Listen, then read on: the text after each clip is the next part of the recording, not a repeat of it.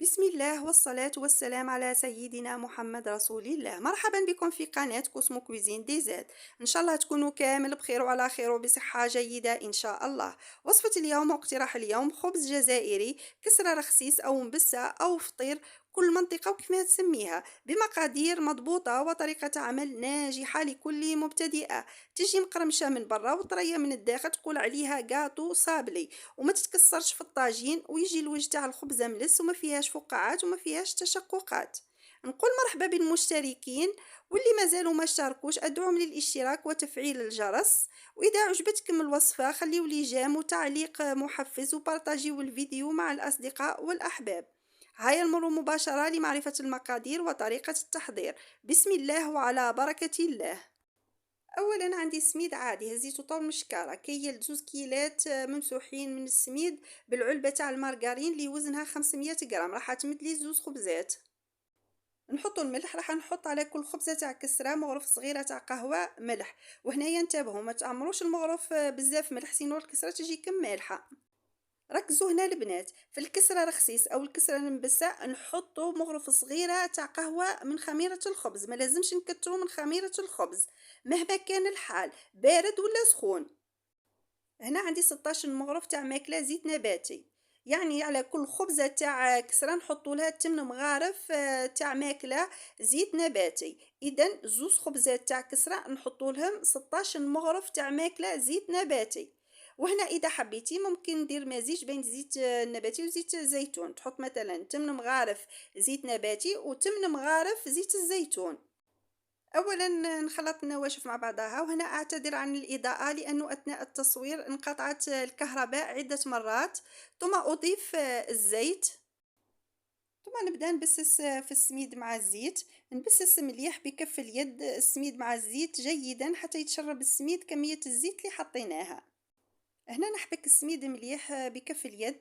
وهنا مدة التبساس ماهيش طويلة، جوست ما يتشرب السميد الزيت فقط. دركا راح نبدا نبل. هنا نبلو بالما يكون دافئ ماشي سخون، نكسر له برك البروده. اما اذا كنا في الصيف راح نحط الماء من العين طول.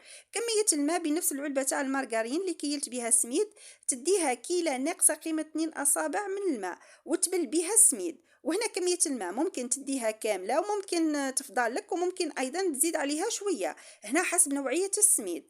المهم حطوا الماء بالتدريج مع الحذر حتى تحصلوا على عجينه تكون كيما نقولوا حنا طريه في اليابس. كون ديرها طريه بزاف ما تجيكش الكسره باهيه وما تجيكش مقرمشه. هنا راني نلم فقط في العجينه، ما رانيش نعجن فيها حتى نتحصلوا على عجينه بهذا القوام. ركزوا هنا البنات، خاصة المبتدئات، باه تتحصلوا على خبزة تاع كسرة رخسيس الوجه تاعها يجي ملس وما فيهش الفقاعات هذوك النباب اللي تشكلوا كي نحطوها طيب في الطاجين. لازم كي تبلوا سميد تبلوها يابسة.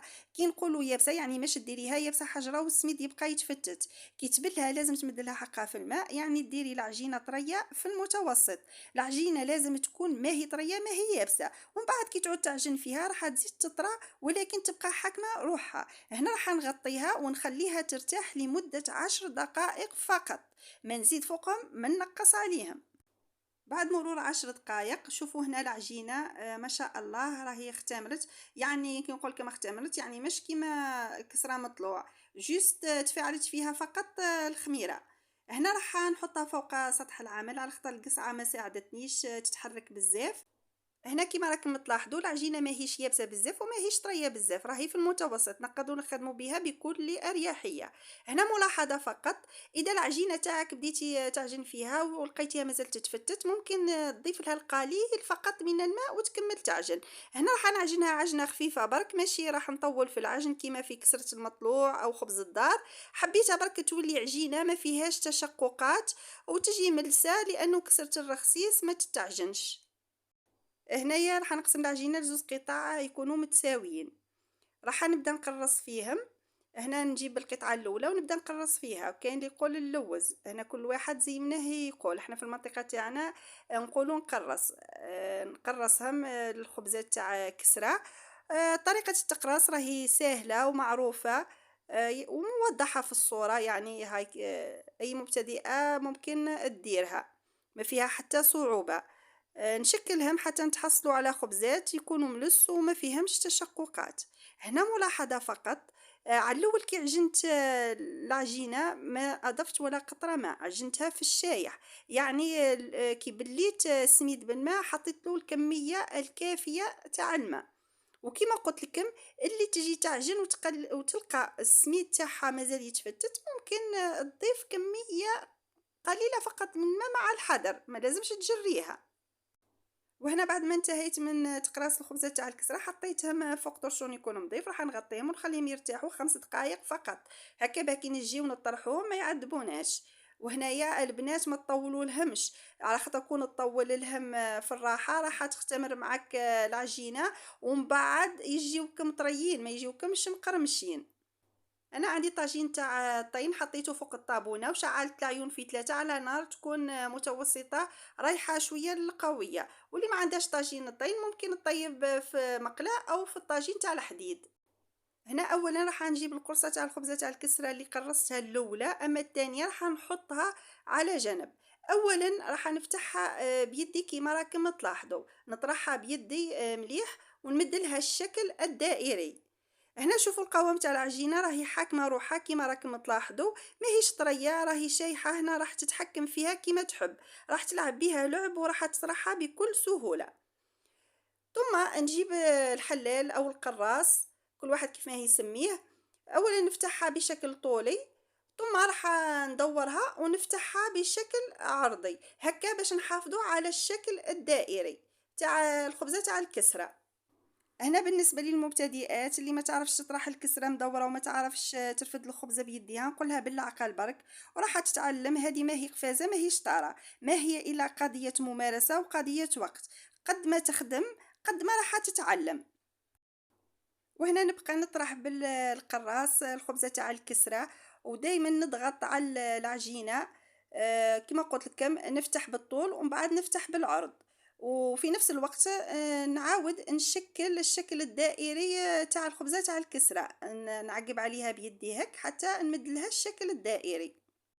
هنا نضغط على العجينه غير بيدي على الاطراف كما راكم تلاحظوا. هنايا باش نزيد نمد لها الشكل الدائري، وكذلك باش الخبزه تاع الكسره تجي على سمك واحد.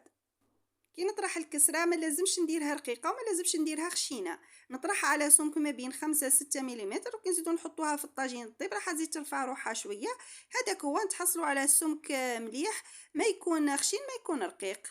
هنا ملاحظة فقط البنات، هنا طرحت الخبزة الأولى، أما القرصة الثانية تاع الخبزة تاع الكسرة أنا وما طرحتهاش، هي بقات مقرصة كيما راهي. كيما راكم تشوفوا هذه الخبزة الثانية ما نطرحوهاش، نطرحوا الأولى ونحطوها الطيب. هنا أولا نشوفوا كيف نرفدها باه نديها للطاجين، ترفدها بكل سهولة ما تحتاج لا ورقة طهي ولا حاجة خلاف. وندي نحطها في الطاجين.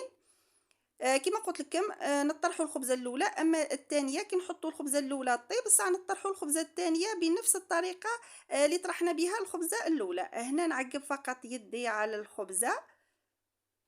كما راكم تشوفوا السطح راهو بقى ملس ما تشكلتش فيه الفقاعات.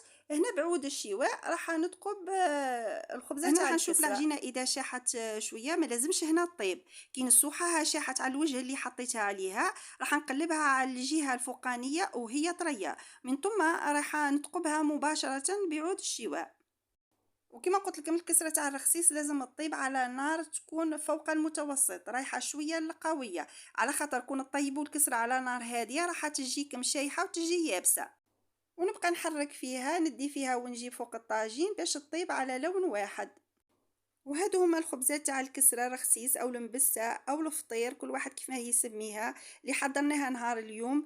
هنايا الخبزات بعد ما طابوا زدت حوشيتهم بين الطابونه والطاجين. هنا شوفوا كيف ما اكتسبوا اللون الذهبي، طابوا على لون واحد.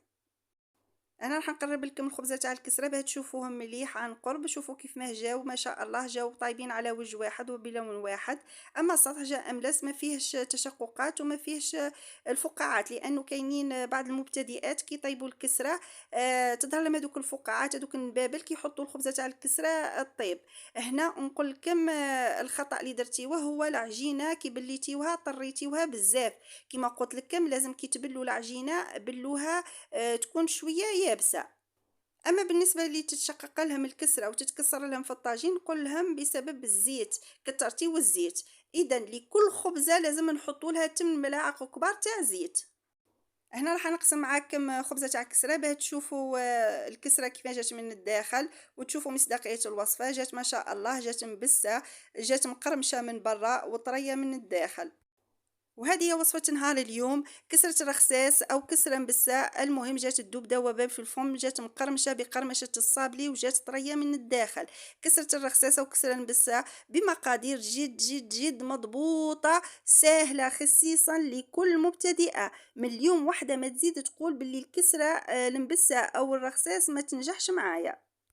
وصلنا لنهاية الفيديو. إذا عجبتكم الوصفة واقتنعتوا بها دعموا القناة بالاشتراك والجيم والبارتاج، لأنه هاد القناة انتم اللي رايحين تكبروها وراح تكبر بيكم ومعاكم بإذن الله.